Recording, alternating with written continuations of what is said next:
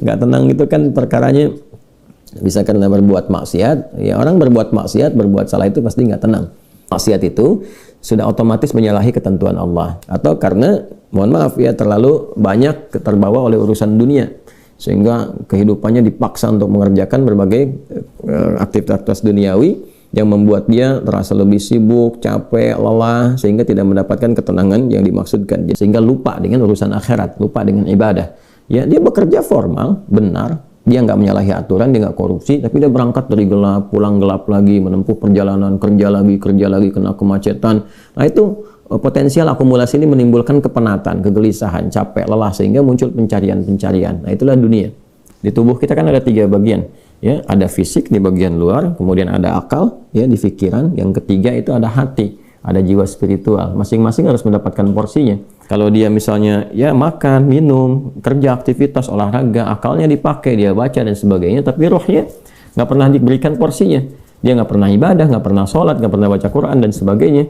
Maka ini yang generator kehidupannya, ini sumber ketenangannya, maka tetap akan gelisah. Karena itu ditemukan betapa orang pintar, ya kan, kerja keras dan sebagainya, tapi ya rohnya nggak terisi, banyak yang bunuh diri. Ya, maka Islam alhamdulillah ya agama yang sangat komplit, memberikan pencerahan sekaligus arahan dan pedoman dalam berkehidupan. Fisiknya dituntun, pikirannya juga dimotivasi untuk terus ditingkatkan, pintar sampai ke level yang tertinggi, dan rohnya diberikan porsinya untuk menunaikan ibadah sehingga mendapatkan asupan-asupan menu bagi rohnya. Makanya di kita kan ada sholat, ada puasa, gitu kan? Nah, kemudian ada baca Quran, itu untuk kebutuhan rohiyah kita, untuk memberikan ketenangan. Lalu fisik dipandu, bagaimana cara makan, bagaimana cara beraktivitas, dari mulai bangun tidur sampai tidur lagi, kan diatur. Ya. Lalu pikiran turun ayat-ayat, untuk menjadikan pikiran itu terlatih kuat, kan? Bahkan sampai ke level yang tinggi, jenius dan sebagainya. Turun ayat tentang Iqra, banyak baca, turun ayat tentang tadabbur, afala yang turun ilal ibili kaifa khuliqat afala yatadabbaruna al-Qur'an, turun ayat tentang riset, inna fi khalqis samawati wal ardi wa ikhtilafil laili wan nahari la ayatil ulil albab, dan seterusnya. Itu supaya semua terstimulus. Nah, jadi kalau ingin tenang, bagaimana cara hidupnya tenang? Seimbangkan 3 bagian tadi. Jadi pikiran kita dilatih supaya kuat, ya supaya tajam dalam berpikir dan mengarahkan bagian tubuh kita untuk bertindak secara benar.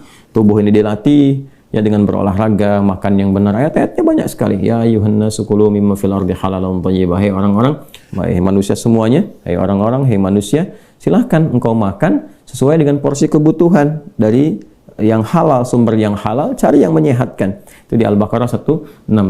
Nah, kalau sudah sehat, tubuhnya sehat, dipakai aktivitas, olahraga. Kait dengan ketenangan ini, apa amalan pokoknya? Karena ketenangan bagian dari pikiran yang disupport oleh keadaan jiwa.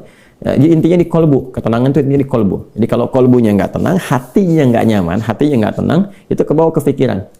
Makanya orang-orang kena penyakit hati, sekalipun dia sehat tubuhnya, ya jenius otaknya, tapi kena penyakit hati. Dia kena penyakit iri. Ya, iri kan iri hati. Saya belum pernah dengar iri akal, iri pikiran, ya, atau iri mata, ya, iri kaki, iri tangan, nggak ada. Yang ada iri hati.